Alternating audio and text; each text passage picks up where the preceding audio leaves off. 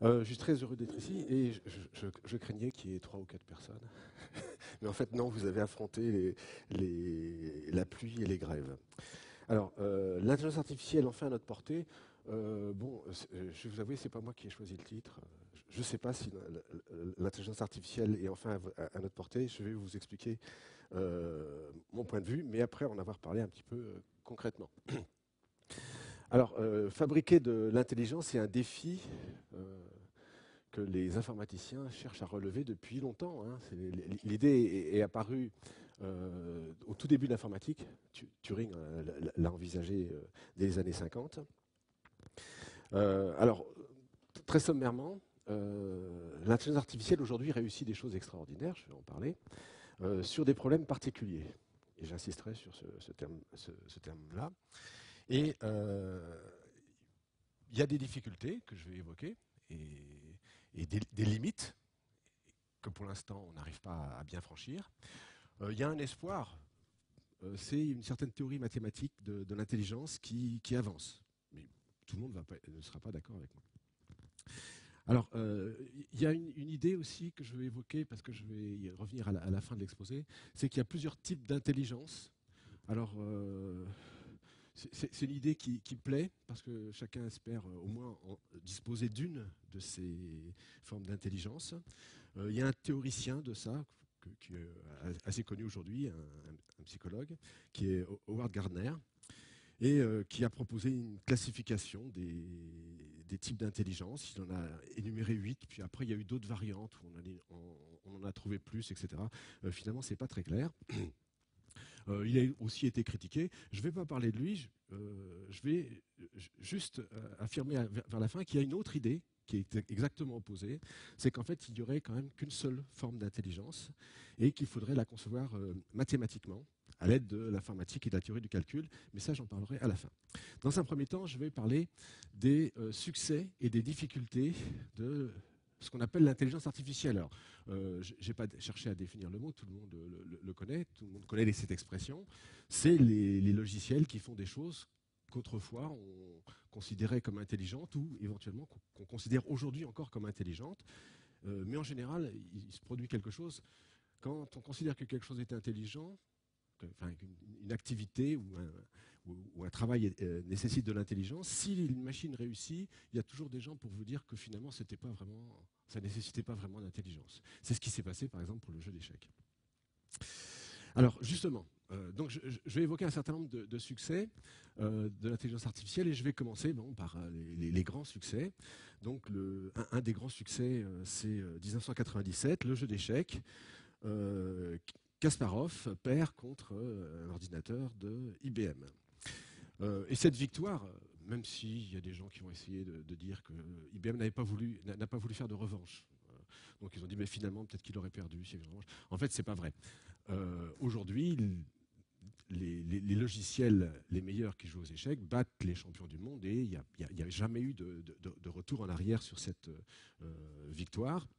Tout simplement parce que d'abord ils ont encore progressé par rapport à cette époque de 1997. Ce qui s'est passé à cette époque-là, c'est confirmé. Et il n'y a plus besoin de machines spécialisées avec une multitude de processeurs, comme c'était le cas en 1997. Des ordinateurs comme celui qui est ici peuvent jouer très bien aux échecs au niveau des meilleurs joueurs humains.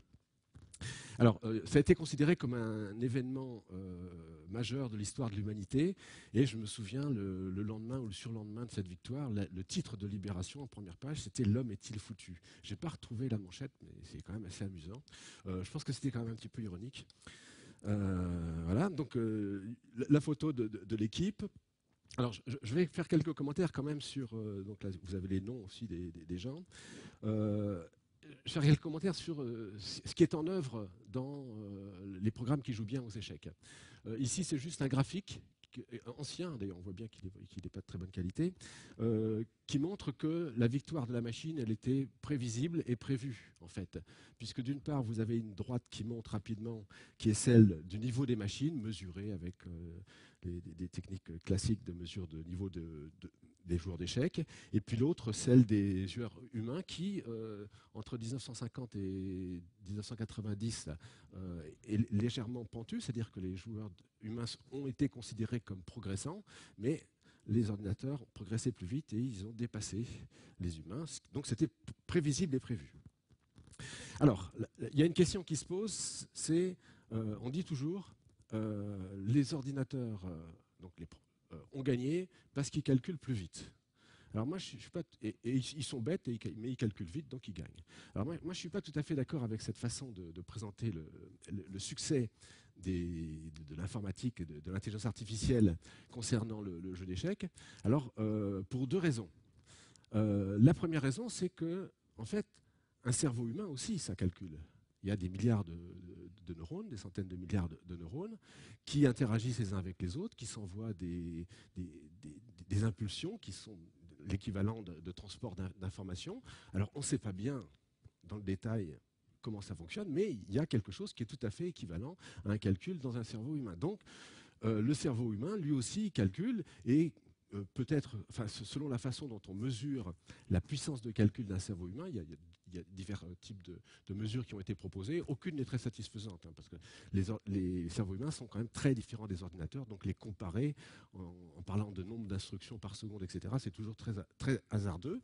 Mais bon, on ne peut pas dire que le cerveau humain ne calcule pas, c'est faux. Donc dire la victoire des machines n'a aucune importance parce qu'ils calculent très vite, je pense que c'est déjà une mauvaise chose, un mauvais point de vue sur cette victoire. Et puis la deuxième chose, c'est que les programmes de Deep Blue, c'est pas n'importe quoi, c'est pas simplement on va calculer le plus possible, etc. Non, non.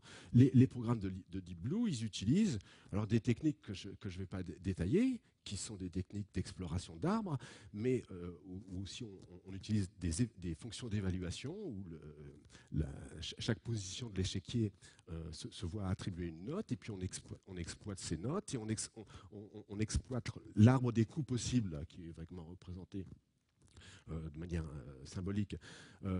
Ici, on évalue certaines branches, c'est-à-dire certaines possibilités d'échange en avant. Il y en a d'autres qu'on laisse tomber parce qu'on évalue que ça ne vaut pas le coup d'aller voir. Il y a toute une science de la programmation du jeu d'échecs, et cette science, elle a progressé depuis les années 50, elle s'est perfectionnée. En même temps, c'est vrai, la puissance de calcul des ordinateurs et leur capacité à mémoriser de l'information a augmenté, mais il y a aussi un progrès et il y a une véritable intelligence des programmeurs et des programmes, d'une certaine façon, dans le jeu que jouent ces ordinateurs. Donc il y a aussi de l'intelligence, d'une certaine façon, une forme d'intelligence dans les jeux, dans les programmes de jeux d'échecs. Donc il ne faut pas dire que c'est simplement du calcul, il n'y a pas que du calcul. Le calcul a de l'importance, mais pas uniquement. Alors, le jeu de Go, on en a parlé beaucoup ces derniers temps. Pour être très honnête, moi j'ai été étonné que le jeu de Go résiste aussi longtemps.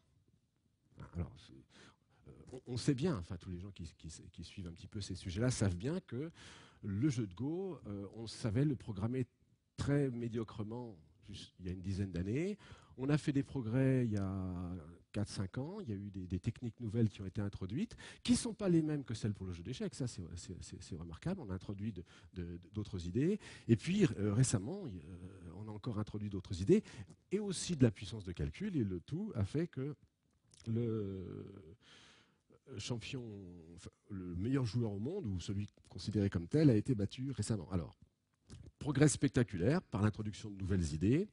Ce qui est remarquable, c'est qu'effectivement, on n'a pas pu se contenter de mettre en œuvre les idées qui ont été utilisées pour le jeu d'échecs, alors que c'est un jeu de même nature. Information complète, possibilité de voir des coups en avant, mais le nombre de coups est plus grand. Et du coup, il a fallu mettre en œuvre d'autres techniques. Si on n'avait pas inventé de nouvelles techniques, il aurait fallu attendre beaucoup plus longtemps si on s'était contenté des techniques utilisées pour le jeu d'échecs. Alors, je retiens trois dates là. Enfin, bon, c'est un petit peu arbitraire. Donc les progrès qui ont été faits depuis 5 ans ont conduit Rémi Coulon, que je mentionne parce qu'il est de l'Université de Lille, mais pas seulement, parce que vraiment, il a réussi à créer un programme qui a été l'un des 2 meilleurs programmes au monde pendant une période. Et en particulier, il a battu un professionnel du jeu d'échecs. Alors, pas dans une partie à égalité complète, puisque le programme avait un avantage de 4 pierres. Donc, au jeu de Go, quand les joueurs s'affrontent, s'il y en a un qui est plus fort que l'autre, il donne un avantage à son adversaire pour que la partie garde un intérêt.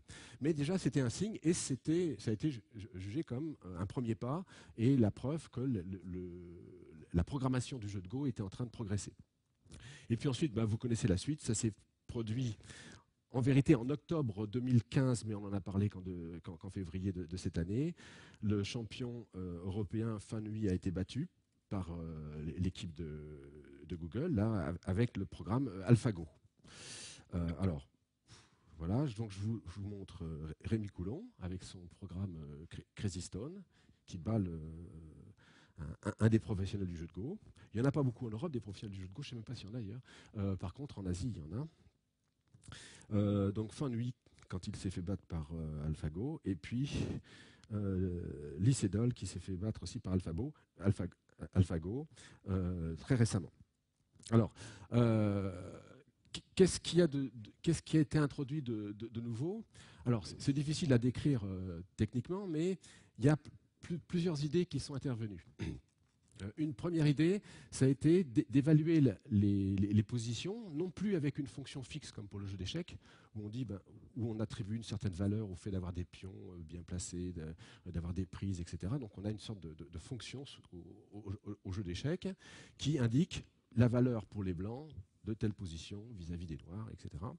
Bon, pour le jeu de Go, il faut opérer autrement. Il n'y a pas de façon très efficace qui fonctionne pour créer des fonctions. Donc, en fait, on fait jouer des coups plus ou moins au hasard et on regarde les avantages que donnent ces coups, s'ils permettent de gagner ou pas, ou s'ils permettent souvent de gagner ou pas. Et donc, on a une technique comme ça, un petit peu statistique, aléatoire, qui permet d'évaluer la valeur de diverses possibilités de coups possibles. Il y a une autre idée qui a été utilisée, c'est de mettre en œuvre des réseaux de neurones pour analyser et tirer de l'information des parties jouées par les meilleurs joueurs de Go. Donc, c'est une technique des réseaux de neurones profonds. Donc, qui a permis aussi d'aider le programme à bien choisir ses coups. Et puis, il y a une dernière idée qui a été utilisée, qui est de faire jouer, en utilisant ces parties, ces milliers de parties jouées par des bons joueurs de Go, on a déjà un programme qui joue assez bien. Et après, on l'a fait jouer contre lui-même un très grand nombre de fois. Donc, c'est là où la puissance de calcul intervient. Et il a réussi à aller un peu plus loin que les meilleurs joueurs de Go qui avaient servi à une phase d'apprentissage initiale. Cette idée de faire jouer un programme contre lui-même pour qu'il se perfectionne, ce n'est pas du tout une idée nouvelle. C'est une idée en fait, qui a été utilisée pas dans le cadre de réseaux de neurones, mais dans d'autres cadres, depuis très longtemps. Et pour le jeu de dames, elle avait déjà été utilisée, je crois que c'est dans les années 60. Donc c'est vraiment une vieille histoire, cette idée que quand on a un programme qui joue, alors s'il dépend de paramètres, c'était le cas pour le programme de jeu de dames auquel je pense, eh bien on va ajuster les paramètres du programme en le faisant jouer contre lui-même et en regardant quelles sont les variantes de ces paramètres qui permettent un meilleur jeu. Ça ne permet pas de tout faire, il ne faut pas se faire d'illusions. Et d'ailleurs, pour le jeu de dames, ce n'est pas la méthode qui a permis d'obtenir les meilleurs programmes de jeu de dames. Alors, justement, parlons des dames, parce que là, je suis en train de faire un petit peu le tour des jeux principaux de tableau.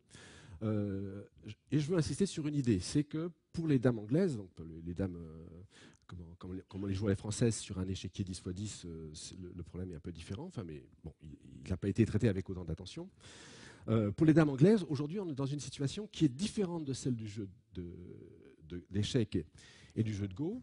En fait, on dispose d'un programme qui joue de manière optimale. Alors j'explique cette idée-là parce que il faut comprendre un petit peu ce qu'on cherche à faire. Évidemment, le but numéro un, c'est de faire un programme qui batte les êtres humains.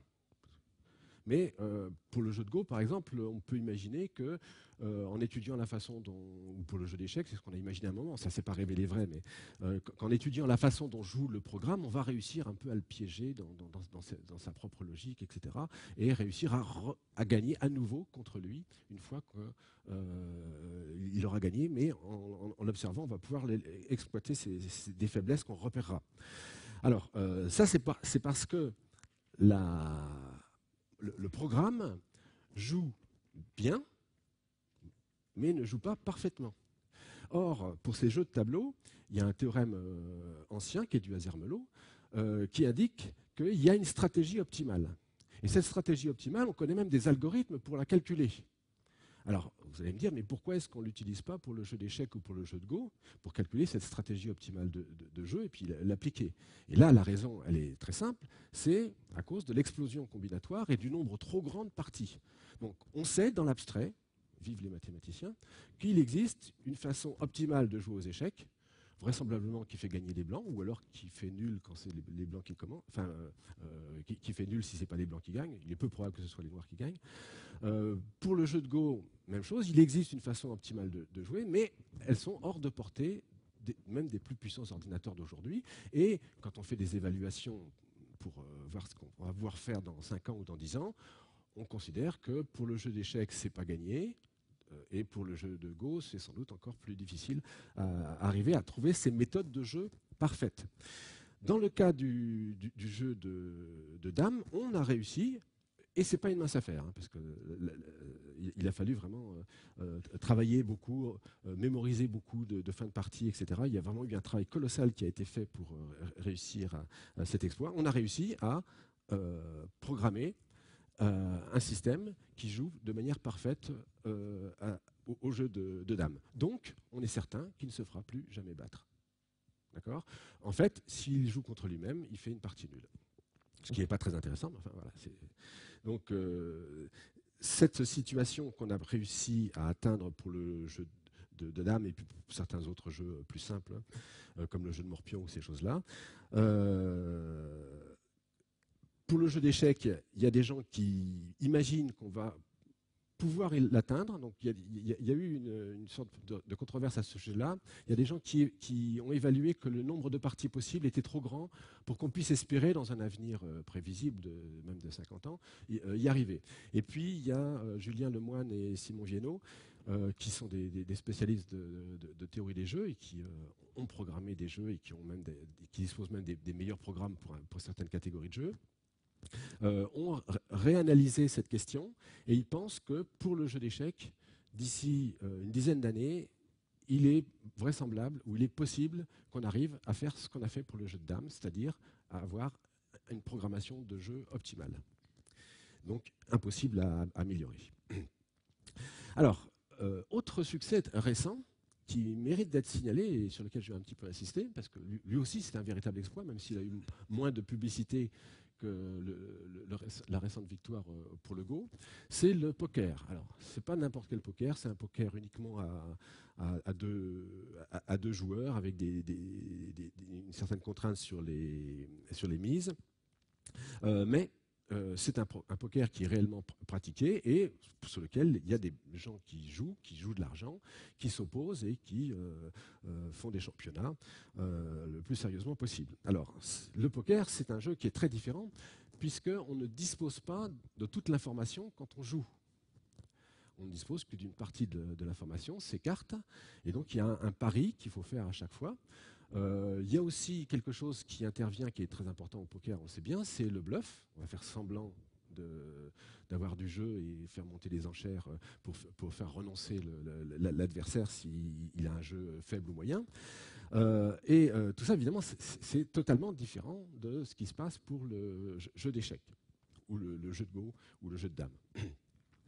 malgré tout, il existe des modèles mathématiques qui expliquent, qui rendent bien compte de ce type de situation et qu'on sait traiter au moins sur un plan théorique et sur lequel on sait démontrer des choses.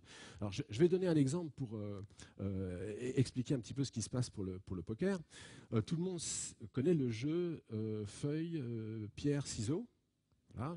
Donc simultanément, les deux joueurs qui s'affrontent choisissent soit ciseaux, soit feuille, soit pierre. Alors la pierre casse les ciseaux coupent la feuille et la feuille enveloppe la pierre. Voilà. Quand on joue à ça, c'est comparable à une sorte de poker, sauf qu'il n'y a pas de bluff, c'est quand même vraiment trop simple.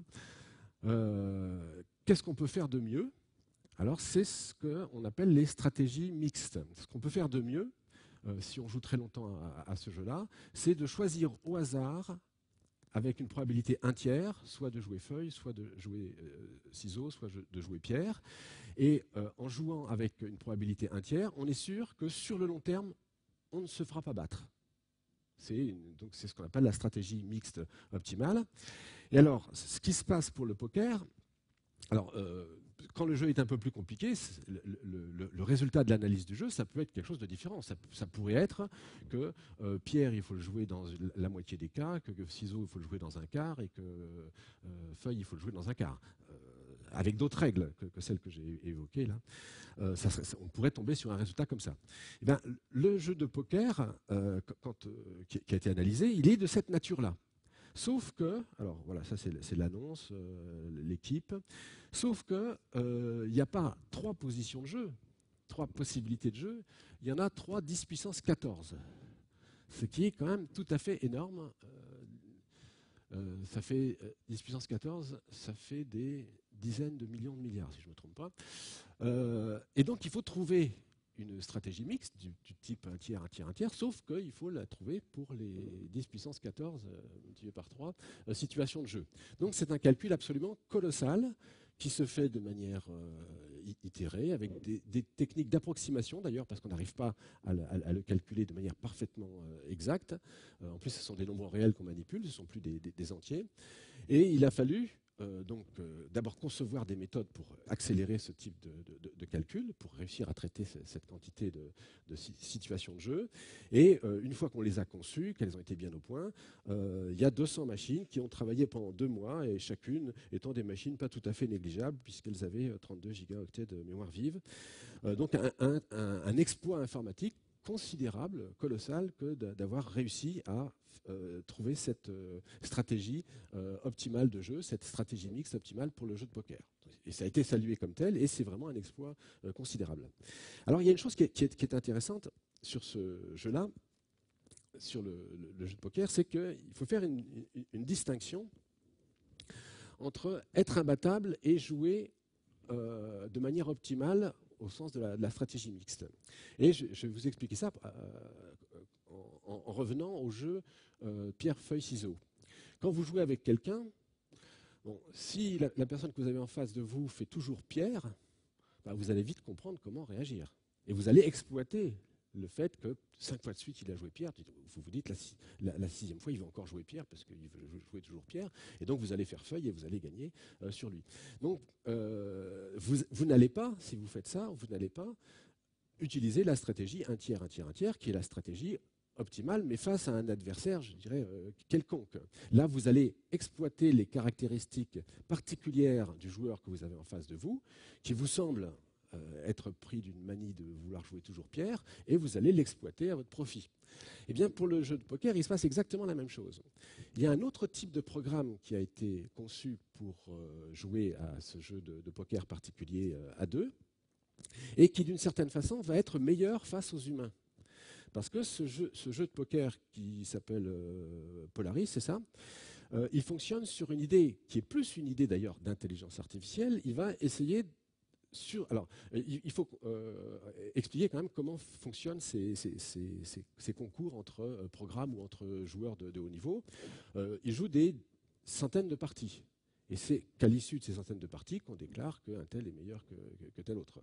Et on s'arrange même dans certains types de concours, pour qu'ils jouent des centaines de parties avec des jeux qui sont inversés à un moment ou à un autre. C'est-à-dire que le jeu que vous avez à un moment, et l'adversaire a un autre jeu en face, eh bien à un autre moment, mais évidemment vous n'allez pas le deviner, vous n'allez pas le savoir, il aura été inversé. Et donc au bout du compte, quand les centaines de parties prévues auront été jouées, chacun aura se sera trouvé dans les mêmes situations que l'autre, par symétrie.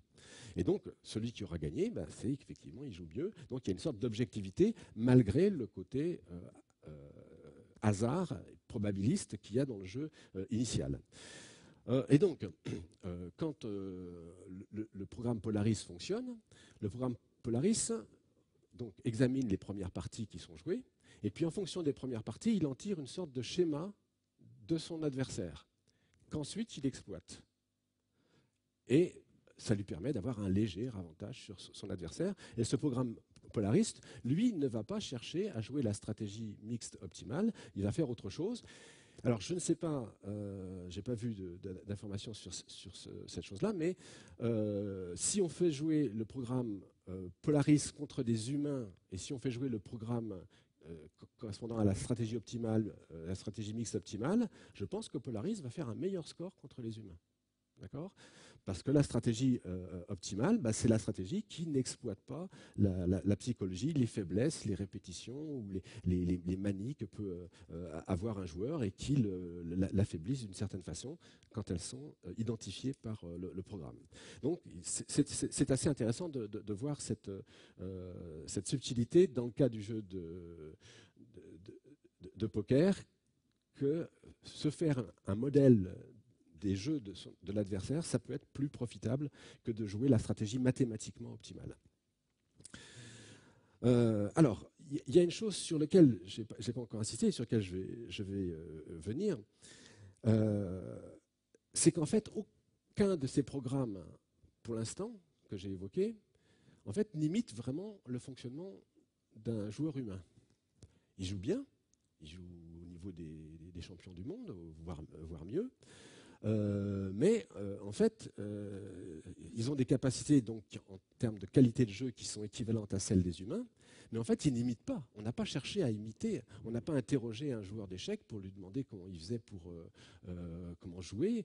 On a utilisé un certain nombre de connaissances échiquiennes, en particulier concernant les débuts de partie ou les fins de partie, mais ce n'est pas le principe d'imiter le fonctionnement du cerveau humain. On n'a pas été voir comment fonctionnait le cerveau humain, le cerveau d'un bon joueur d'échecs pour faire ces programmes-là. On a fait autre chose. Et ça, c'est une chose qu'on va retrouver dans pratiquement toutes les applications en IA.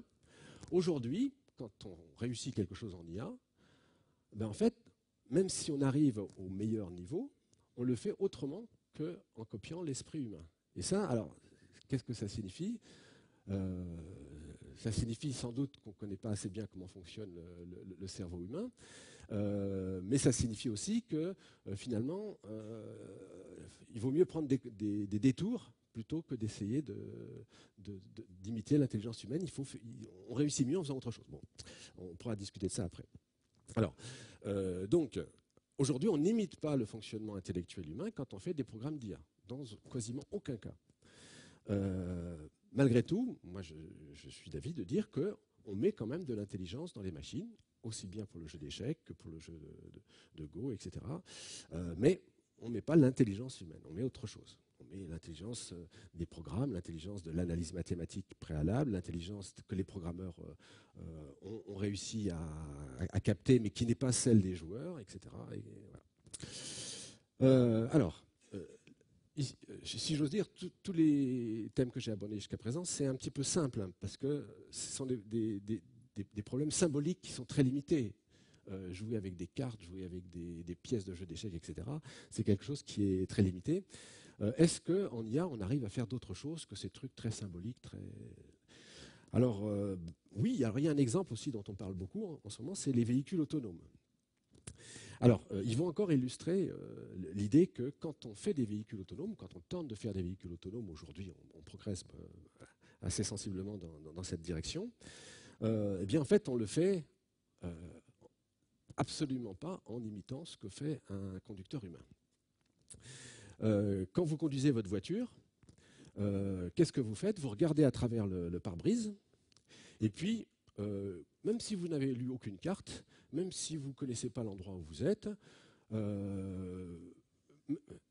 même s'il fait nuit, même si je sais pas quoi, il tombe de la neige, vous allez vous débrouiller, vous allez réussir à circuler et, si vous êtes prudent quand même, vous n'aurez pas d'accident et si vous lisez bien les panneaux que vous rencontrez sur votre route, alors maintenant on a le GPS, c'est un peu différent, mais vous allez réussir à aller là où vous voulez, et surtout si c'est une route que vous connaissez, un chemin que vous connaissez.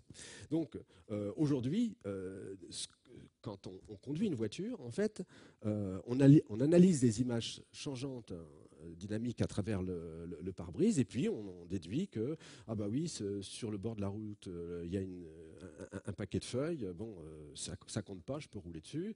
La zone noire là qui est au milieu de la route, c'est pas un trou, non, c'est juste une tache d'huile, et donc je peux y aller. Alors, si je vois un ballon qui roule, je cherche l'enfant qui a pu le lancer, je fais attention, voilà. C'est uniquement du travail intellectuel et de l'analyse visuelle. Conduire comme nous, c'est-à-dire imiter la façon dont on conduit, exigerait des techniques d'analyse d'image qu'aujourd'hui on ne sait pas réaliser complètement, et donc on fait autre chose. Et par exemple, les Google Cars, elles exploitent un système GPS de localisation extrêmement précise, au centimètre près. Elles utilisent des cartes qui sont bien plus précises que celles que vous avez dans votre GPS, parce que les Google Cars, elles roulent que dans des endroits qui ont été cartographiés de manière extrêmement précise, et qui indiquent bien plus de choses concernant les bordures de trottoirs, etc., que ce que vous avez sur votre GPS. Elles utilisent aussi des radars embarqués, des systèmes qui reconstituent une image tridimensionnelle de l'environnement, et puis des capteurs sur les roues pour compter le nombre de trous de roue, la distance avec le bordure du trottoir, etc. Elles utilisent toutes sortes d'informations qu'un conducteur humain n'utilise pas. C'est ça qu'il faut noter. Et alors, je ne dis pas que les Google Cars ne font rien. Elles arrivent à exploiter et à utiliser ces informations et à conduire d'une manière convenable. Alors, il y a un petit peu je pense, d'excès dans l'idée qu'on va pouvoir les mettre sur les routes aujourd'hui. On parle de milliers, même de centaines de milliers de kilomètres qui ont été parcourus par les voitures de Google et puis des concurrents aussi, sans accident. Enfin bon, la voiture Google a eu un accident il n'y a pas très longtemps, mais je pense que là, il y a un petit peu de bluff dans cette histoire-là, parce que il y a eu un reportage qui a été publié par un journaliste dans rue 89 où il a conduit, où il a été dans une voiture de Google sur un trajet, je crois que c'était Paris-Bordeaux. Et il a été le responsable, parce que quand la voiture Google comment fonctionne, il y a quelqu'un quand même qui est là, les mains au-dessus du volant sans les toucher, et puis prêt à réagir, à appuyer sur les freins et à reprendre le volant si c'est nécessaire. Et le journaliste qui a fait cette expérience, il disait que c'était presque plus fatigant que de conduire pour de vrai. Et les centaines de milliers de kilomètres qui ont été parcourus par les Google Cars, elles ont été parcourues dans ces conditions-là. Ce qui veut dire, on n'insiste pas trop là-dessus, que dès qu'il se produisait une situation un peu délicate, le conducteur humain reprenait la main et il évitait l'accident ou la chose malheureuse qui allait se produire. Et donc, effectivement, il y a eu des centaines de milliers de kilomètres parcourus, mais on va dire c'est les plus faciles, c'est certainement pas les plus difficiles. Bon, ce qui ne veut pas dire qu'on ne réussira pas. Moi, je pense qu'on finira par faire des voitures qui se conduisent automatiquement. Mais n'allons pas trop vite, et je ne suis pas sûr qu'on y soit et qu'on les voit dans les rues de Paris très rapidement. Des voitures qui soient capables d'emprunter une autoroute pas trop chargée, etc., par un temps pas trop désagréable. Oui, ça bien sûr, on sait le faire dès maintenant, mais des voitures qui aient vraiment la capacité que vous avez, vous, de conduire votre voiture, je pense qu'il y aura encore un certain temps avant que ça soit le cas. Puis il y a tous les problèmes liés au droit, donc à la responsabilité qui se posent et qui ne sont pas simples du tout. Voir les problèmes éthiques dans les programmes qu'on va concevoir pour mettre dans ces systèmes de conduite automatique et qui auront des choix à faire. Dans un article de Pour la Science, je citais le cas d'une automobile qui se retrouve sur une route. Il y a un cycliste qu'elle doit éviter ou donner un coup de volant à gauche et rentrer dans une voiture. Qu'est-ce qu'elle va choisir ? Il faudra que le programme il ait en lui cette option de choix, enfin, quelque chose qui lui dise de choisir d'écraser le cycliste ou d'aller dans la voiture en face. Bon, donc, et ça ne sera pas simple de décider et de savoir qui est responsable de ça. Bon. Alors, donc j'insiste, hein, parce que je pense que là-dessus, il y a un peu d'illusion. L'homme, grâce à son intelligence générale, à sa capacité d'analyse et de raisonnement sur des images, arrive à extraire des informations uniquement par lecture de l'image qui lui provient à travers le pare-brise, sur un trajet qu'il n'a jamais emprunté, sans utiliser de carte, sans radar, sans lidar, sans capteur sur les roues, et il ne se trouve pas paralysé au moindre obstacle inopiné. Voilà. Donc il y a quand même encore une différence aujourd'hui entre eux. Alors, autre chose, autre thème de l'intelligence artificielle, sur lequel on fait des commentaires en ce moment, c'est le journalisme automatique. Alors ça, c'est inquiétant quand même, parce que si on n'a plus besoin de journalistes, ça va être terrible. Alors, il y a un certain nombre de succès, mais c'est pareil, il faut les ramener à une dimension raisonnable. Ça va être des succès où, cette fois-ci, le traitement du langage naturel, la maîtrise du langage naturel va être nécessaire, ou une certaine maîtrise du langage naturel. Alors, je vais citer un exemple. Je mentionne tout de suite qu'il y a un certain nombre de journaux qui, aujourd'hui, effectivement, utilisent des programmes pour faire certains petits articles. Voilà, pas des grands articles, pas des éditoriaux ou des choses comme ça, évidemment. Enfin, pour l'instant. Alors, il y a un exemple qui est amusant, qui a été mis en avant. Ça se passait il y a 2 ans. Il y a un tremblement de terre au large de la Californie qui se produit. Et puis, 3 minutes après, il y a un article de 20 lignes qui est publié sur le site internet du Los Angeles Times, qui indique, donc en langage anglais, le lieu de l'épicentre, la magnitude, l'heure, la comparaison avec d'autres secousses récentes, etc. Un petit article, comme aurait pu en écrire un journaliste, un petit article d'une 20aine de lignes. C'était le premier article à apparaître sur cet événement, sur ce micro-tremblement de terre. Il exploitait des données, alors ça c'est important, et dans chacun des cas de journalisme automatique, on va retomber sur cette situation-là. Il exploitait des données brutes, donc fournies sous forme de tableaux ou de séries numériques, qui étaient fournies par un service spécialisé. Et en fait, ce qu'il faisait, c'était uniquement traduire en phrases en langue anglaise, en langage courant, les données qu'il avait lues sur ce site. Donc il faisait rien. Enfin, la chose qu'il faisait, c'était écrire en anglais des résultats qui se trouvaient accessibles et en fait réunis dans un centre spécialisé, en utilisant un programme qui, alors je ne l'ai pas vu, mais je pense que ce n'est pas un programme extrêmement sophistiqué. Il y a un autre exemple qui est spectaculaire, mais c'est pareil, dont il faut bien mesurer les limites, c'est des articles Wikipédia. Il y a ce monsieur Johnson qui a mis au point un programme, qui a un nom impossible, qui a créé plus de 2 millions d'articles pour l'encyclopédie Wikipédia en langue suédoise. En langue française, je ne crois pas qu'il en existe d'équivalent aujourd'hui. Et il est capable d'en produire 10 000 par jour. Alors ça semble totalement fou. Alors ces pages concernent des animaux ou des villes, et un petit peu comme ça s'est passé pour l'histoire du tremblement de terre, c'est juste la traduction sous la forme contrainte qu'impose Wikipédia de données qui sont disponibles concernant justement la population des villes, les animaux, donc sur des bases de données informatiques qui sont simplement traduites en langage contraint comme le Wikipédia l'exige, plutôt que d'être mis sous la forme de bases de données moins facilement lisibles ou peu lisibles pour les non-spécialistes. Alors, est-ce que c'est utile de faire ça ?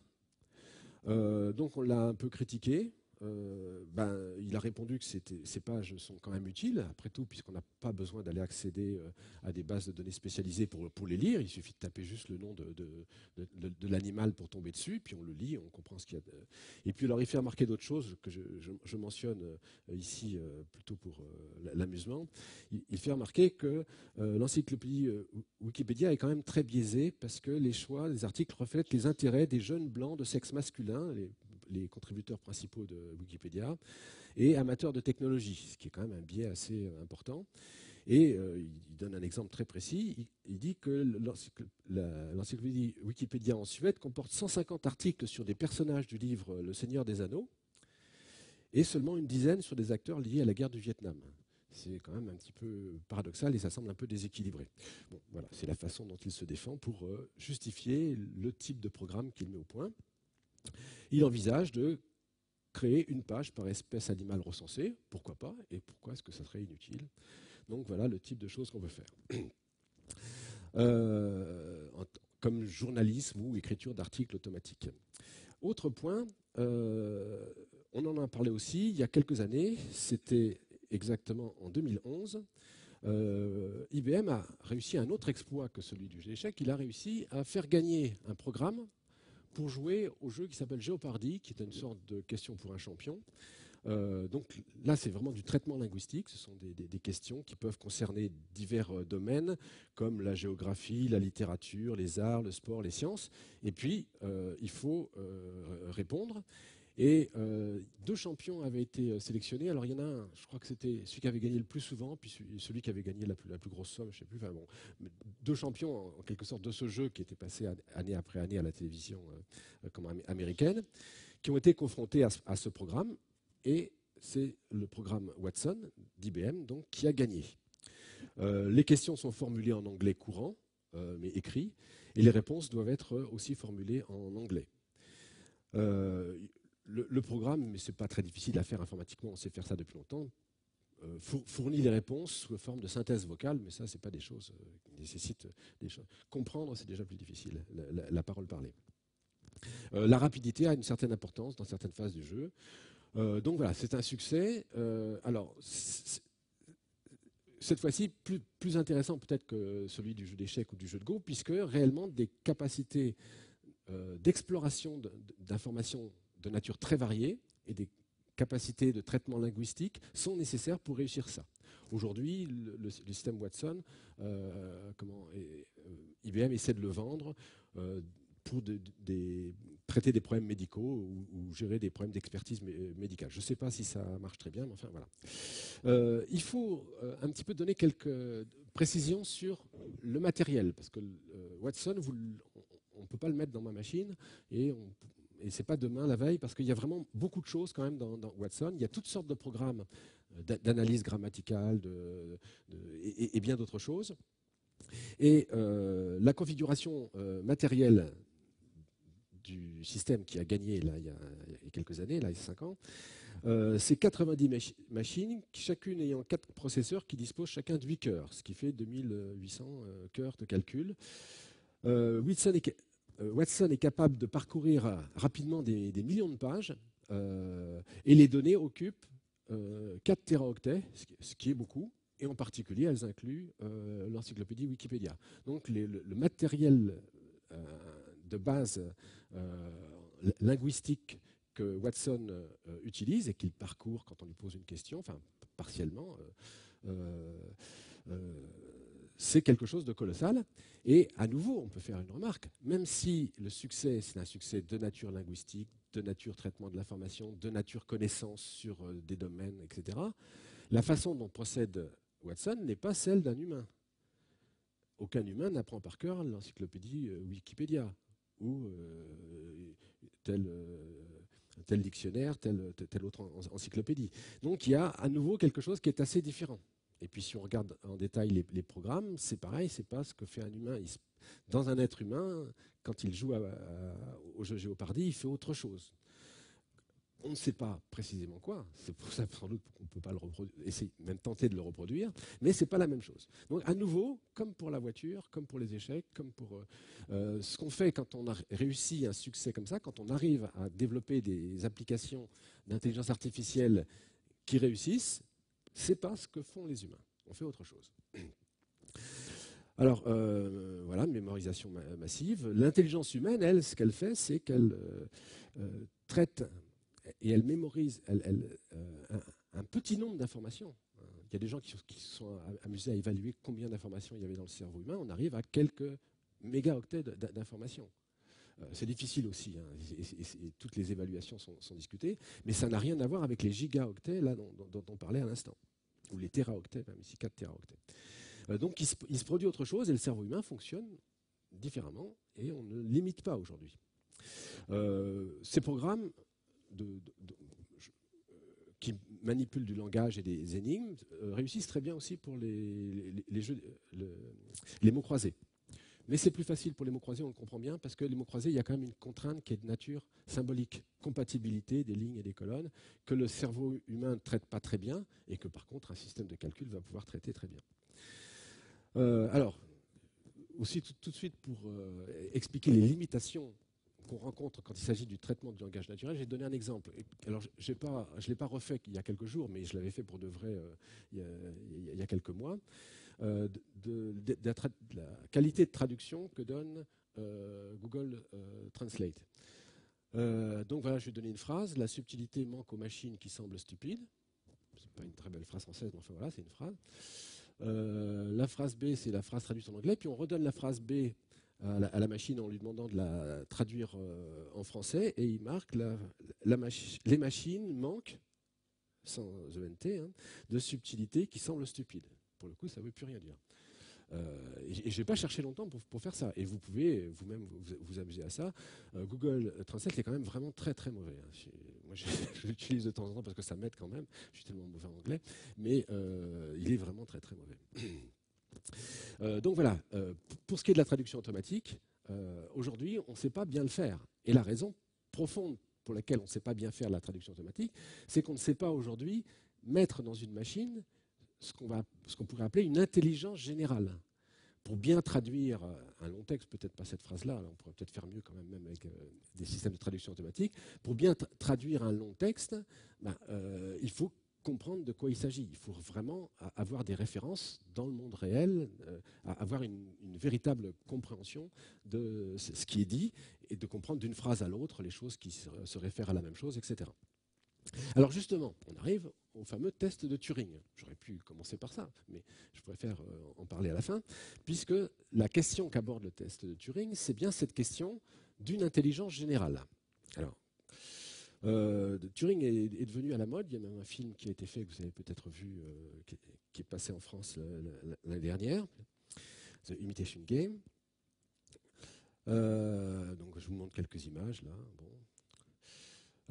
Et qui raconte l'histoire de Turing, mais surtout l'épisode de sa vie où il a contribué au déchiffrage des messages allemands de la machine Enigma au Bletchley Park, près de Londres, à une quarantaine de kilomètres de Londres, et qui ont joué un rôle déterminant dans l'issue de la Seconde Guerre mondiale. Donc, c'est un héros dont les exploits, enfin, il n'est pas le seul, hein, c'est tous les gens du Bletchley Park, dont les exploits ont été tenus secrets jusque dans les années 70. C'est quand même vraiment une chose amusante. Aujourd'hui, les historiens sont d'accord pour dire que cette contribution donc, des chercheurs comme Turing et des gens qui étaient autour de lui ont eu un rôle déterminant dans l'issue de la Seconde Guerre mondiale, mais Churchill n'en parle pas dans ses mémoires. Parce qu'il ne voulait pas que cette avance dont disposaient les Britanniques en matière de cassage de codes secrets soit connu pour qu'ils puissent continuer à en bénéficier. Et donc, il n'en parle pas dans ses mémoires. Les secrets ont été levés dans les années 70, au début des années 70. Maintenant, on sait bien ce qui se passe. Il y a même un musée au Bletchley Park que je vous invite à visiter. Il est très bien. Voilà une photo prise pendant la guerre, où il y avait des machines à écrire. Et alors, ce fameux Turing, qui a joué un rôle au moment important dans ces déchiffrages des codes des machines Enigma, c'est un informaticien, un mathématicien au départ, mais c'est un des plus grands informaticiens que respectent tous les scientifiques aujourd'hui. Et il s'est posé une question sur justement l'intelligence artificielle. Il a publié un article dans le numéro d'octobre 1950 de la revue Mind, qui s'appelait Computing Machinery and Intelligence, donc les machines à calculer et l'intelligence.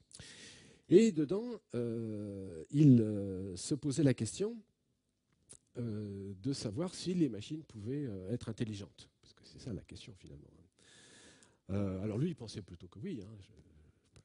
Et pour discuter de cette question, donc c'est une revue de philosophie, Mind, c'est pas une revue scientifique.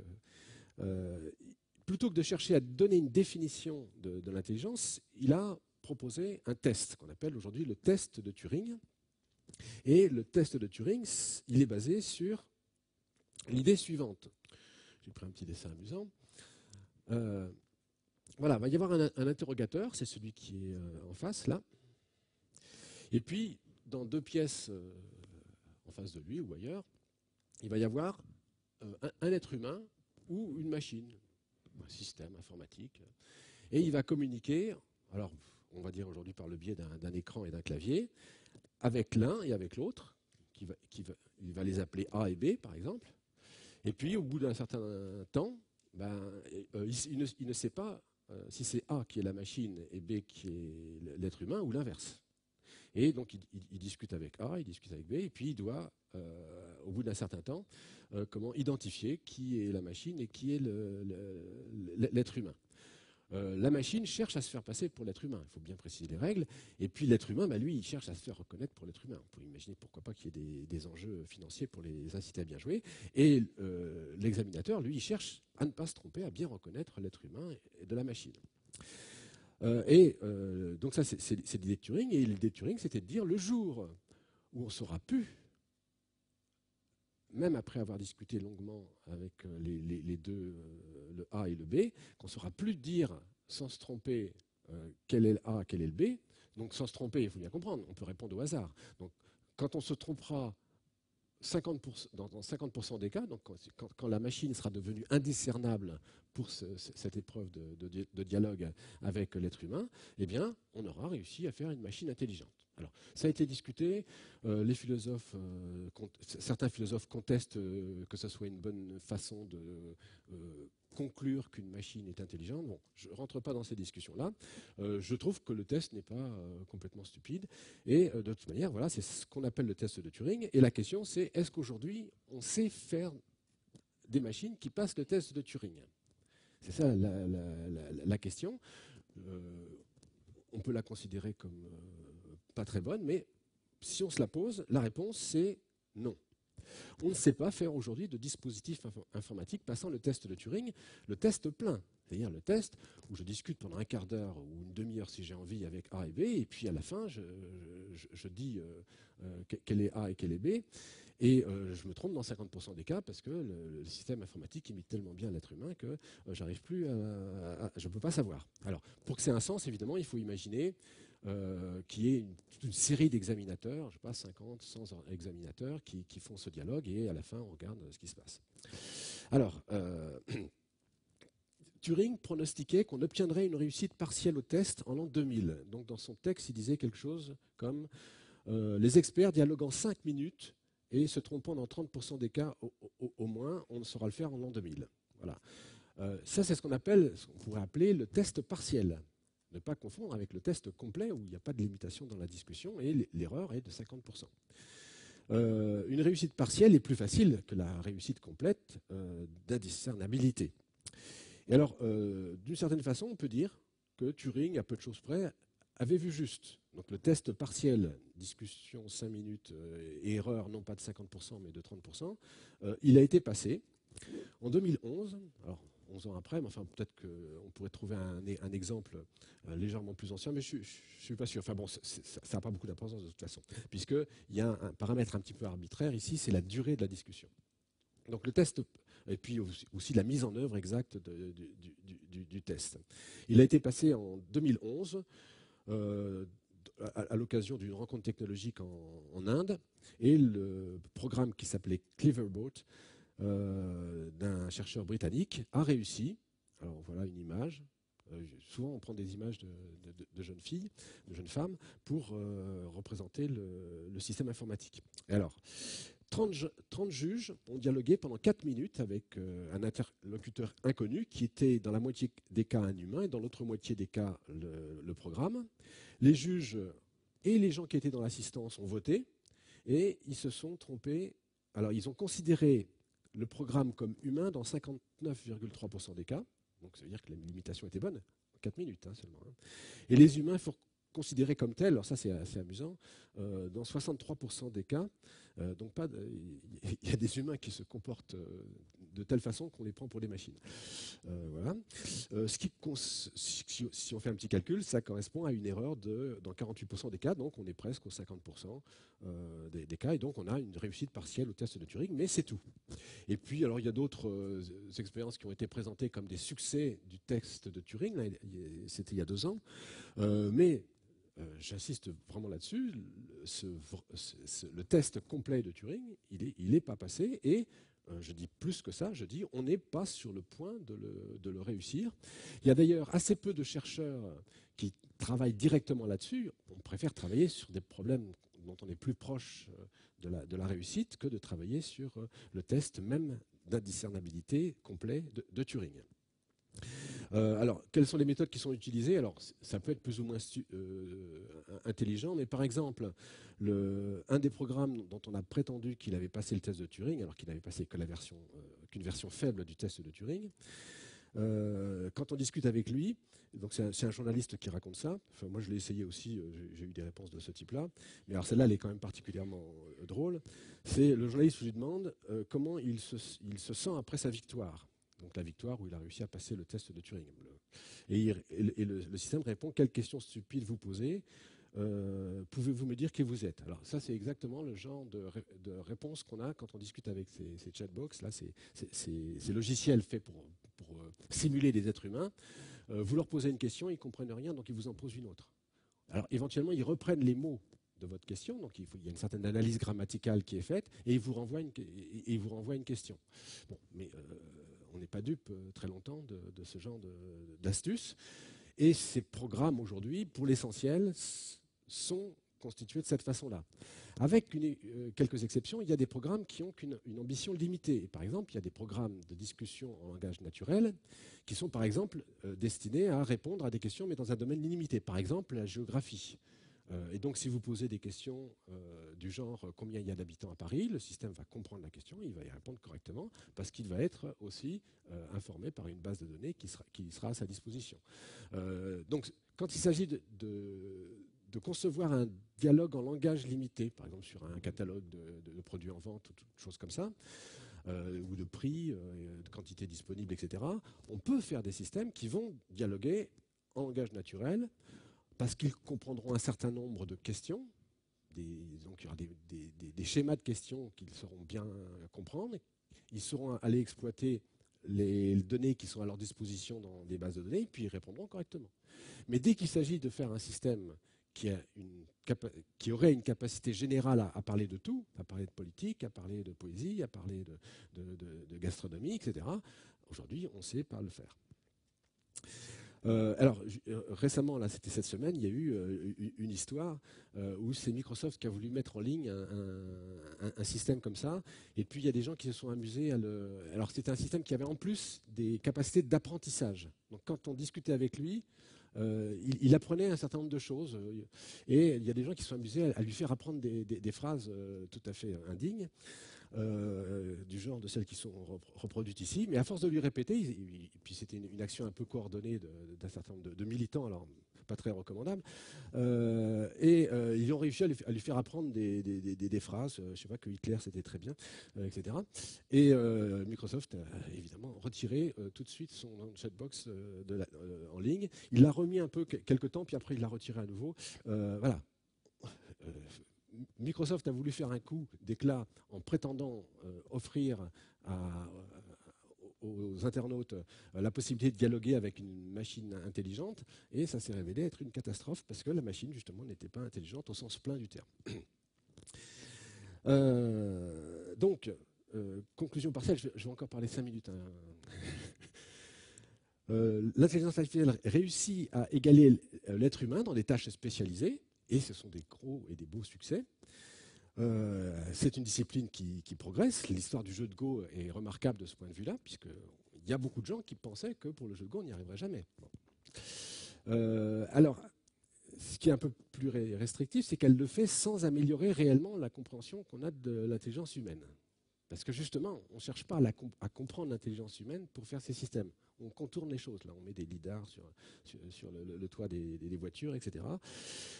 Et alors, elle ne la copie quasiment jamais. Je ne sais pas d'exemple très, très pertinent où on pourrait dire que le système d'intelligence artificielle a vraiment copié l'intelligence humaine. Et aujourd'hui, on ne peut pas dire, et moi je me garderai de tout pronostic, qu'elle est sur le point de proposer des systèmes disposant d'une intelligence générale, leur permettant de passer le test de Turing. Alors justement, cette recherche de l'intelligence générale, elle a aussi suscité un certain nombre de travaux mathématiques un peu plus abstraits. Alors, je vais en parler, mais très brièvement, qui sont basés sur l'idée suivante, c'est que être intelligent, c'est repérer des régularités dans les données dont on dispose, et parce que cela permet de s'y adapter et de tirer le maximum des situations qu'on rencontrera ensuite et qui auront été donc en quelque sorte comprises ou partiellement comprises grâce aux expériences qu'on aura eues. Alors, justement, il y a 3 termes, intelligence, compression et prédiction, qui sont intimement liés. Il y a toute une théorie mathématique qui parle de ça, c'est la théorie de la complexité de Kolmogorov, et qui lie principalement les termes compression et prédiction. Et donc, il y a des outils mathématiques qui permettent de parler de ça. Je donne un exemple très simple. Si on vous donne la suite numérique suivante, alors vous n'allez pas avoir le temps de l'analyser très longtemps, parce que je vais aller très vite, voilà. Si vous en reconnaissez la structure, ce qui n'est pas tout à fait facile, vous allez vous apercevoir que ce sont les 20 premiers produits de 2 nombres premiers. Voilà. Mais au bout de 10 minutes ou 5 minutes, vous allez vous en apercevoir. Et vous pourrez dire que la suite, c'est 58, 62, etc.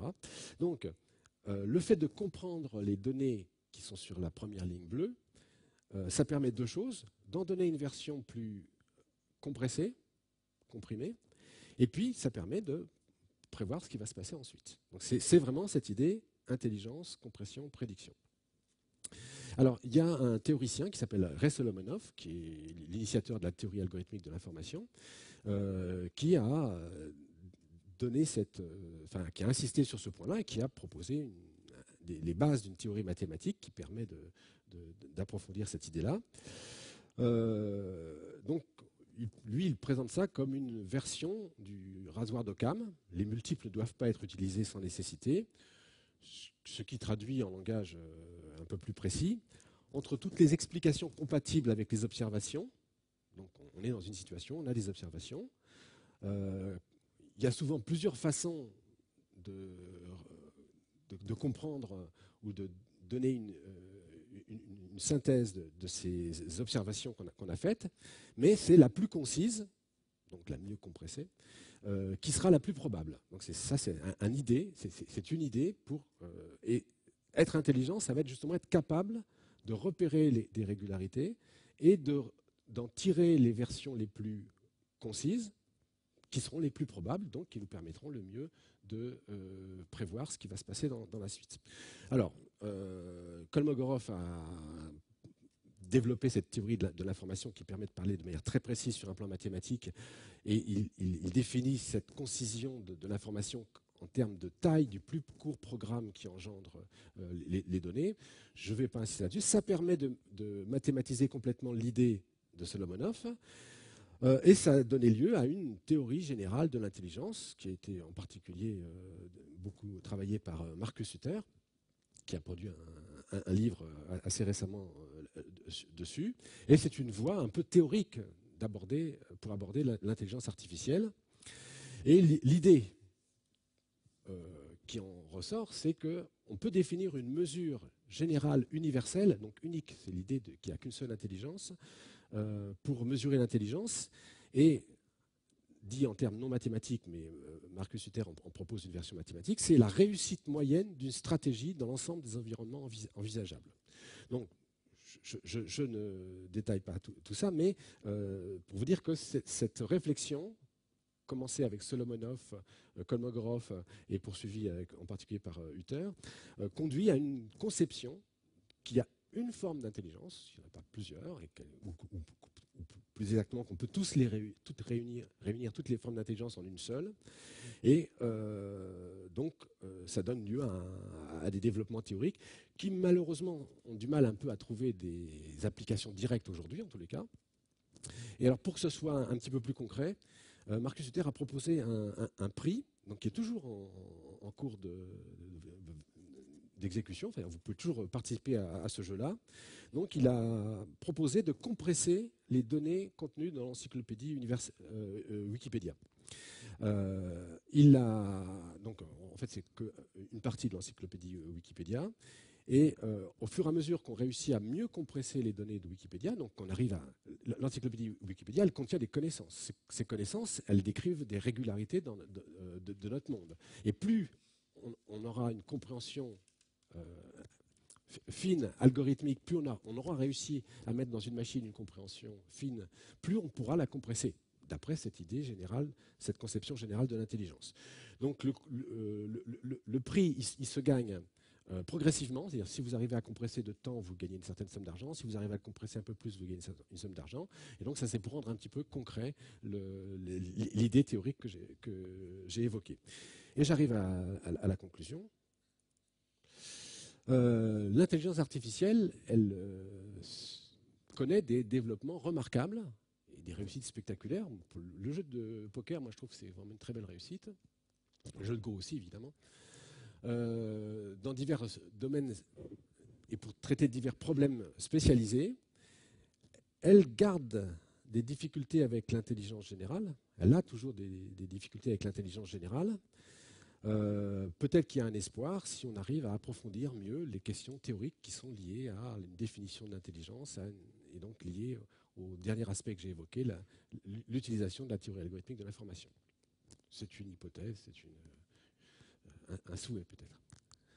Voilà, je m'arrête là pour l'exposé.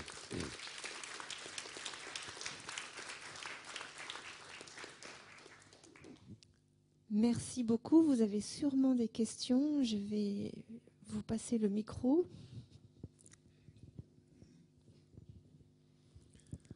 Bon, j'ai 3 choses à dire. Premièrement, pour Turing, il arrivait à décoder les messages des Allemands pendant la guerre. Oui, mais je l'ai bien précisé. D'abord, il n'a pas décodé. Il a construit une machine qui permettait de décoder les messages. C'est beaucoup plus compliqué que ça. D'abord, il participait à un programme, qui était le programme donc, du Bletchley-Park, qui avait plus d'une centaine de personnes qui étaient réunies là.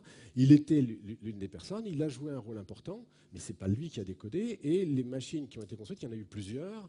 Donc le film simplifie beaucoup les choses. Et moi, quand j'ai vu le film, pour être très honnête, j'ai été assez horrifié, parce que je connaissais un petit peu le détail de l'histoire de Turing. Et le film fait des raccourcis. Bon. Quand on connaît les détails, on est épouvanté. Puis alors, deuxièmement, la traduction automatique, il y a beaucoup d'erreurs. Alors à Bruxelles, on travaille comme ça, on demande une traduction automatique à l'ordinateur, on la confie à l'expert et l'expert réclame une revision par un traducteur humain. Oui, mais c'est comme ça qu'il faut... Il s'aperçoit à ce moment-là que ça l'intéresse, c'est un domaine qui l'intéresse. La traduction automatique, aujourd'hui, est utile de cette façon-là. Et puis, moi-même, qui me moque un petit peu de Google Translate, j'utilise Google Translate parce que ça m'aide malgré tout à repérer des fautes d'orthographe, des contresens. Voilà, bon. Donc, la traduction automatique telle qu'elle existe aujourd'hui est utile, mais on ne peut pas lui confier des tâches un petit peu subtiles. On peut lui confier la traduction de certains manuels informatiques ou des choses comme ça, où ce sont les mêmes phrases qui reviennent et où justement le problème de la traduction des manuels informatiques, c'est souvent qu'on fait des mises à jour. Donc tout reste pareil, sauf peut-être 20 ou 30% du texte. Donc si on a un système qui permet de réexploiter la première traduction qui a été faite, on va avoir beaucoup moins de travail à faire pour la seconde version, etc. Donc la traduction automatique est utile, mais elle n'est pas prête de traduire Marcel Proust. Et puis alors, l'avenir, c'est les réseaux neuronaux, à mon avis. Les réseaux de neurones. Alors, je connais des gens qui travaillent là-dessus. Oui, bien sûr. Et d'ailleurs, le fait qu'il y en ait dans le programme, dans la méthodologie qui a été utilisée pour le jeu de Go, ça va dans votre sens. Moi, je ne pense pas que ça résolve tous les problèmes. Mais il l'intelligence artificielle, ça ne va pas être une recette qui va permettre de tout faire. Ça va être un ensemble de techniques. Les techniques qui ont été utilisées pour le jeu de Go, il y a une chose qui est assez amusante, c'est que les techniques de réseau de neurones profonds qui ont été utilisées pour le jeu de Go, en fait, elles ont été définies il y a assez longtemps. Mais on n'avait pas de puissance de calcul suffisamment grande pour les mettre en œuvre. Et puis, là, on a réussi à les mettre en œuvre et à exploiter les parties des bons joueurs de Go pour en tirer des réseaux de neurones qui ont fonctionné et qui ont permis l'une des phases de l'apprentissage de la machine AlphaGo, enfin du programme AlphaGo. Parce que c'est comme ça que fonctionne la machine humaine, les réseaux de neurones. Oui, mais alors maintenant, quand on parle de réseaux de neurones, il faut préciser quand même que c'est ce qu'on appelle des réseaux de neurones formels. On n'imite pas vraiment les neurones qu'il y a dans le cerveau humain parce qu'on ne sait pas comment ils sont agencés avec précision. On a des informations sur la façon dont s'agencent certains neurones dans le cerveau humain, mais on ne fait pas un cerveau artificiel. Ça, c'est pas vrai du tout. On utilise l'idée qu'on se fait sur un plan théorique des neurones et on essaie d'en faire quelque chose, mais on est déjà en dehors du cerveau humain quand on fait ça. Et justement, sur les réseaux neuronaux, là, il y avait The Brain Project, dont j'entends plus parler là actuellement, qui était effectivement l'idée de reproduire un cerveau à base de réseaux neuronaux. Il y a beaucoup d'experts qui considèrent que c'était prématuré de vouloir essayer de faire un cerveau artificiel parce qu'on ne sait pas assez de choses sur le cerveau humain. Donc il y a eu beaucoup de moyens qui ont été donnés à ce projet-là, avec des résultats très limités pour l'instant. C'est un peu comme le problème de vouloir faire un programme qui passe le test de Turing. On n'est pas mûr pour ça aujourd'hui pour le faire. Donc si on le fait, on va mettre des astuces, on va mettre des choses superficielles et ça va faire n'importe quoi très rapidement. C'est un petit peu la même chose, de mon point de vue, pour l'histoire du cerveau artificiel qu'on a voulu créer. Et sinon, un deuxième point sur le programme de Microsoft, en fait, moi je trouve pas ça tout à fait comme un échec, parce qu'au final, c'est vrai que le programme a été endoctriné, mais tout comme on le ferait avec un humain. Oui, on peut dire ça. Oui. On est quand même assez proche finalement d'un comportement humain, là, pour le coup. Je sais pas, il faudrait regarder de plus près. Mais bien que ce programme est un peu plus sophistiqué que la plupart des chatbox qu'on trouve, puisqu'il avait des capacités d'apprentissage, malgré tout, il ne comprend rien à ce qu'il manipule. Donc, on ne peut pas faire quelque chose qui tienne vraiment la route si on ne sait pas ce que c'est qu'un ordinateur, si on ne sait pas ce que c'est qu'un verre d'eau, etc. Le système va reproduire des phrases, il va recopier des phrases, il va renvoyer des informations qu'il aura reçues mais qu'il n'aura stockées que sous forme symbolique, mais il ne comprendra rien à rien. Et c'est ce qui se passe aujourd'hui. Non. Moi je ne crois pas du tout ça. Non. Il y a une idée qui a été proposée il y a longtemps déjà par Jacques Pitrat, qui est un des fondateurs de l'intelligence artificielle en France.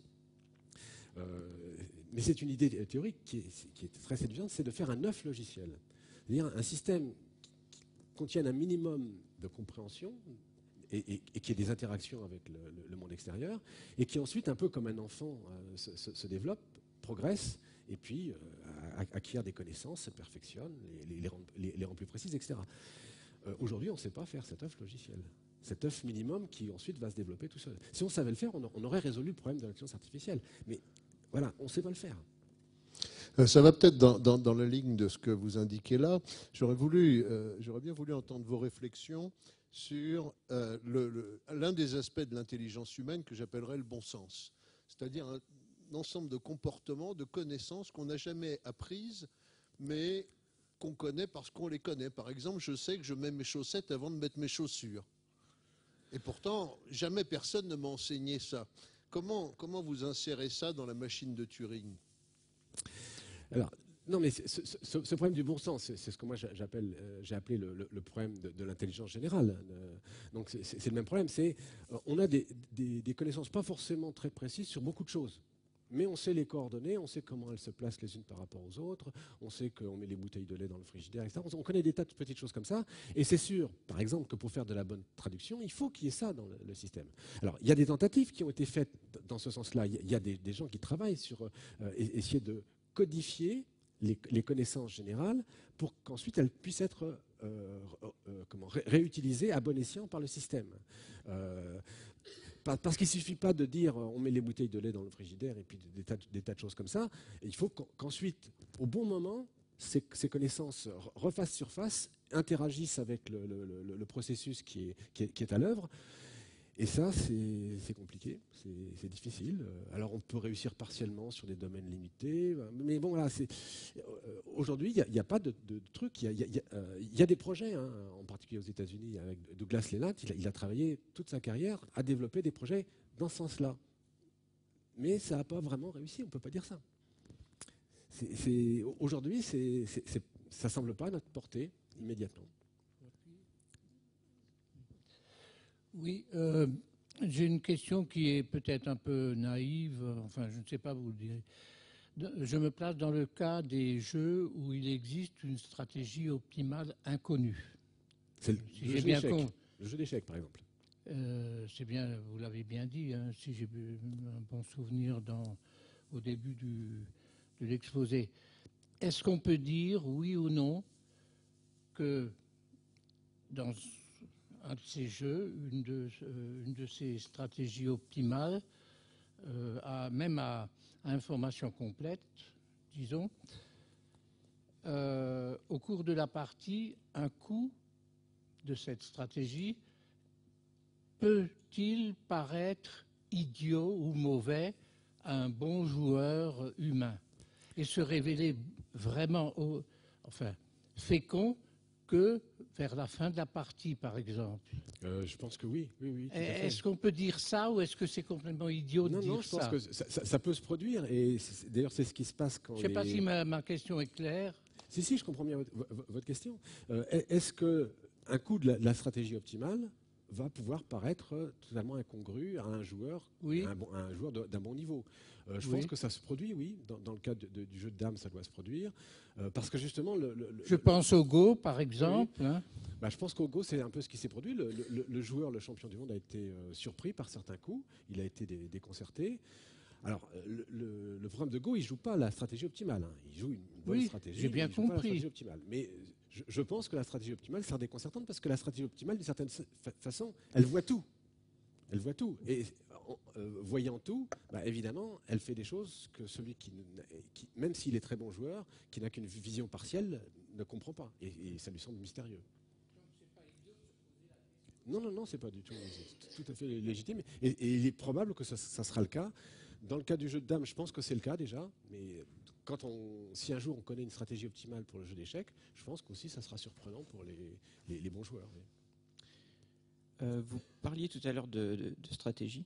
Je vois assez peu de travaux qui essayent d'ingénierer des systèmes qui peuvent monter des petites stratégies à partir de petits mécanismes cognitifs qui seraient liés par exemple à une implémentation de l'analogie ou d'une inversion ou d'une comparaison entre deux éléments qui seraient des petits mécanismes génériques mais qui assemblés se mettraient à constituer des petites stratégies qui seraient testées contre des environnements et qui permettraient justement, comme vous en parliez tout à l'heure, à créer une forme de compression de l'information de manière efficace et à, pourquoi pas, favoriser le développement d'un œuf intelligent au fur et à mesure qu'il se teste contre un environnement.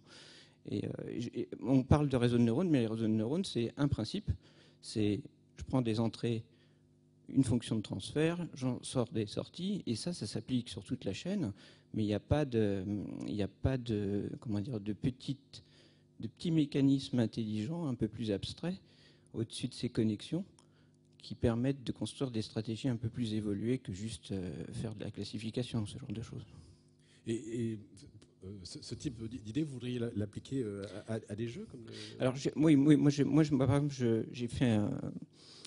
j'ai construit des échiquiers où les règles d'interaction entre des éléments sont complètement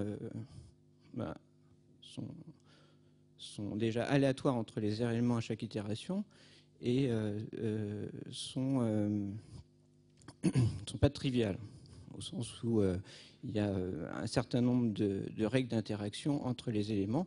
Quand on les montre, ces échiquiers-là, à des êtres humains, en les faisant évoluer sur un certain nombre d'itérations, il n'y a pas un être humain qui est capable de trouver des interactions entre ces éléments-là au bout d'une demi-heure. Donc ça montre qu'on est extrêmement limité en termes de capacité de compréhension sur des phénomènes nouveaux qui dépassent des mécanismes cognitifs très simples, hein, genre apparition, disparition ou autre. Mais pour moi, je pense que c'est absolument nécessaire de travailler sur ces petits mécanismes cognitifs qui vont au-delà juste d'une activation de seuil ou d'une connexion entre nœuds pour construire justement ces stratégies adaptatives. Il me semble que Minsky a soutenu des idées qui sont à mettre en parallèle à ça. Le problème, c'est qu'il ne suffit pas de le dire, il faut le faire. Voilà, exactement. Et c'est très compliqué. C'est très compliqué parce qu'en fait, en gros, c'est plein de petites coglettes, on pourrait les appeler des coglettes, en fait, des tout petits moteurs formés de petits mécanismes concrets qui, à partir de bribes d'informations, se mettent à construire quelque chose et puis disparaissent si ça ne marche pas dans le temps. Non, mais toutes les idées sont ouvertes en IA. Donc, si une méthode comme ça fonctionne, pourquoi pas? Mais voilà, est-ce que ça va vraiment résoudre le problème de l'intelligence générale? Alors, là, on voit que Google évolue vers les machines de Turing neuronales avec la modification autonome de zones de mémoire, ce qui est déjà, à mon avis, un bon pas, puisqu'on passe de systèmes statiques connectivistes à des systèmes un peu plus dynamiques de modification de comportement en fonction de contexte. Mais je pense qu'il faut aller plus loin que ça. Il faut carrément avoir des machines qui se programment elles-mêmes au cours du temps. Oui, mais enfin, les machines qui se programment elles-mêmes, c'est une idée qui a déjà été proposée et utilisée un grand nombre de fois. Malheureusement, ça ne marche pas. Quand un programme joue contre lui-même, d'une certaine façon, on peut voir ça comme une machine qui se programme elle-même. Quand un programme joue contre lui-même, il modifie ses paramètres, modifie ses éléments pour s'améliorer, c'est un peu une machine qui se programme elle-même. Tout dépend du niveau d'abstraction qu'elle est capable d'atteindre, cette machine. Je suis d'accord. Et pour ça, si elle n'est pas capable de construire ces petites articulations cognitives avec justement des petits mécanismes comme l'analogie, la comparaison, l'antinomie, etc., les comparaisons de valeurs, de quantités, etc., elle n'arrivera jamais à atteindre un niveau d'abstraction suffisant pour se sophistiquer au cours du temps.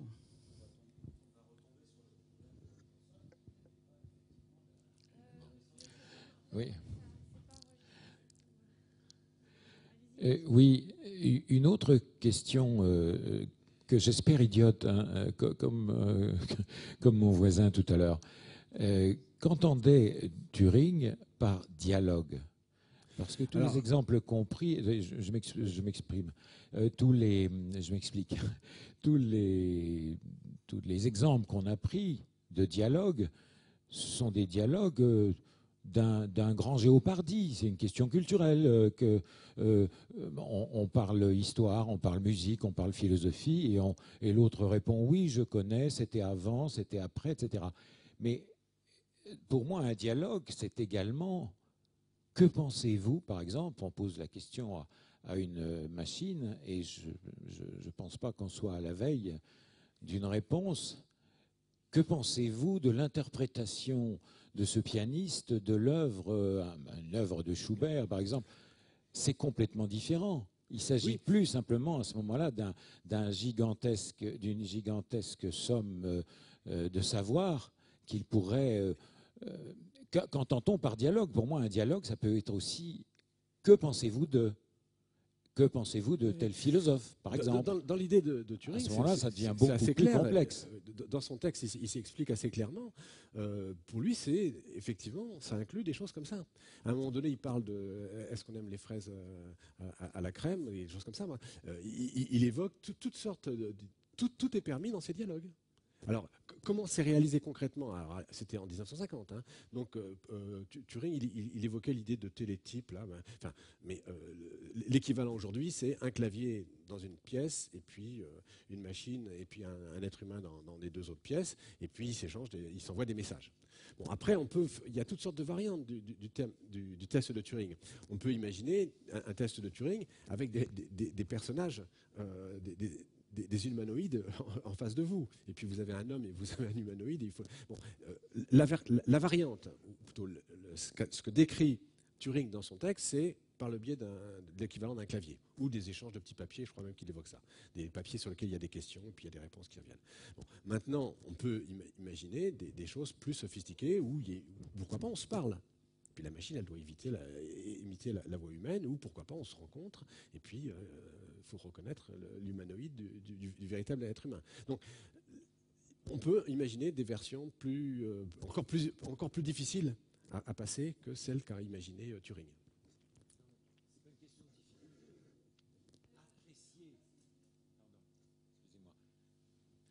Non, ce n'est pas une question de difficulté. La question de difficulté, c'est toujours une masse de données. Mais quand vous demandez à une machine, que pensez-vous de cette interprétation? Ce n'est pas une question de données. Là. Pourquoi la machine ne pourrait pas vous répondre? Je trouve que elle peut pas vous interprétation est trop rapide, ou que le pianiste n'a pas bien compris la partition. Pourquoi est-ce que la machine ne répondrait pas ça? On peut l'imaginer. Il faudrait que la machine ait eu accès à l'interprétation en question. Mais pourquoi pas? Pourquoi pas?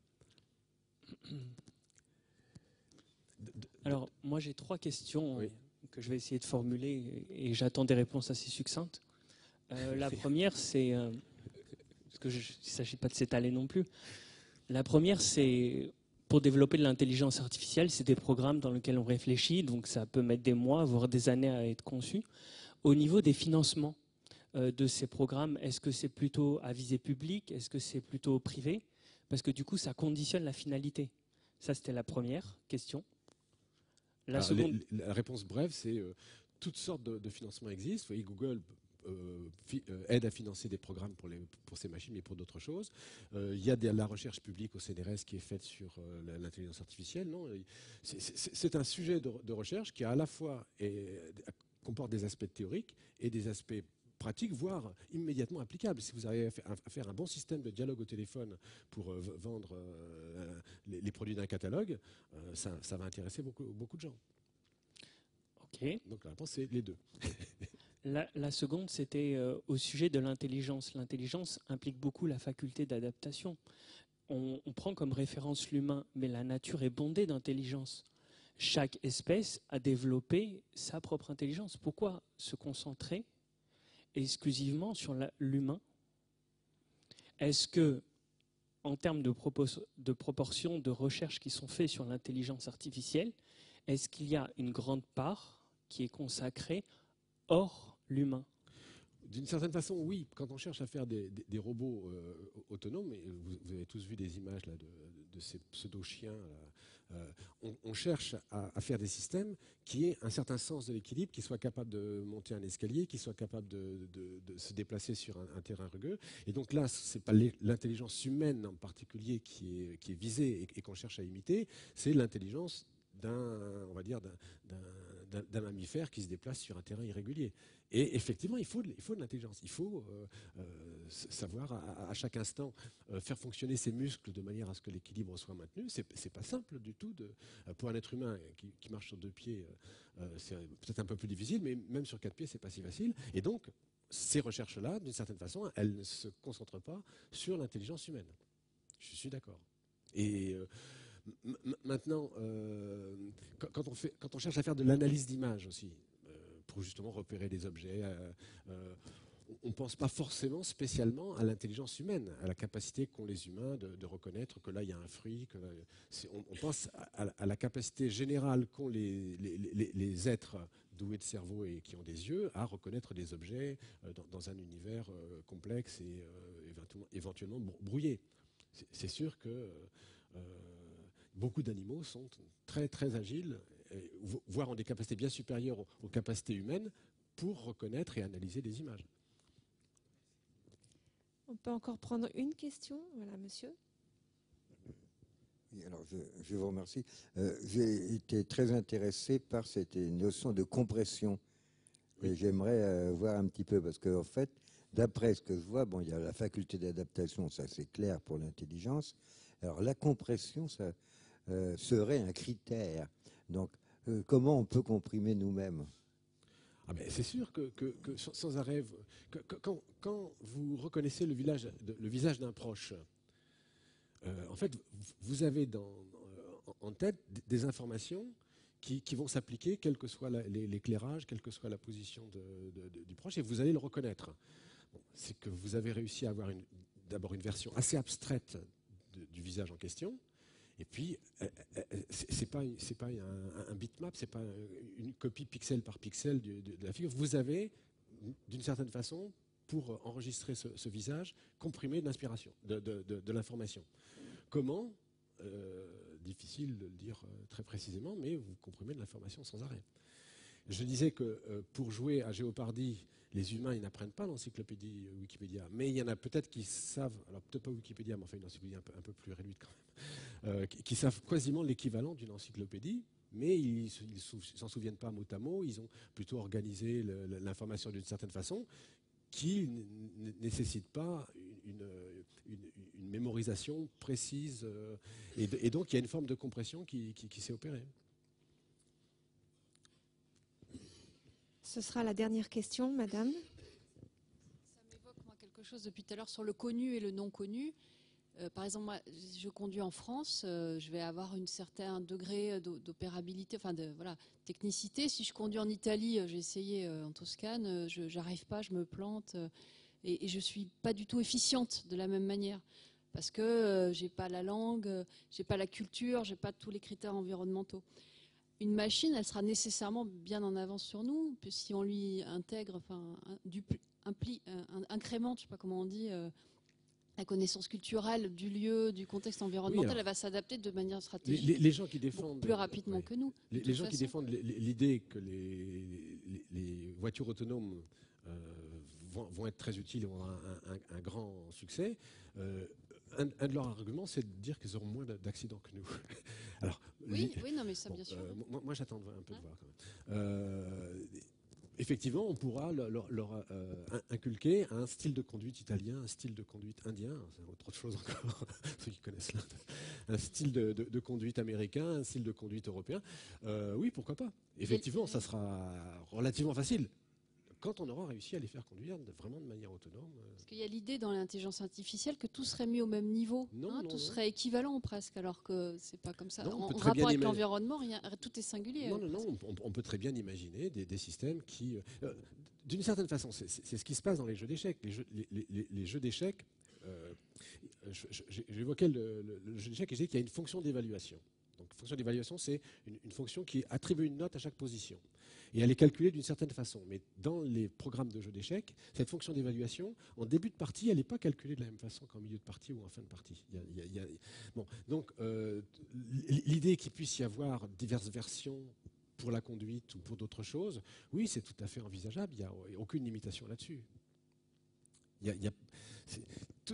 Tout est ouvert et c'est certainement plus facile d'imaginer des machines qui seront capables de se comporter et de s'adapter rapidement à des contextes très différents que c'est facile pour nous. Voilà. Mais maintenant, le premier pas, c'est de réussir déjà à faire des machines qui aient une intelligence générale. Bien, merci beaucoup au public. Merci Jean-Paul Delahaye de toutes ces précisions. Et à la semaine prochaine.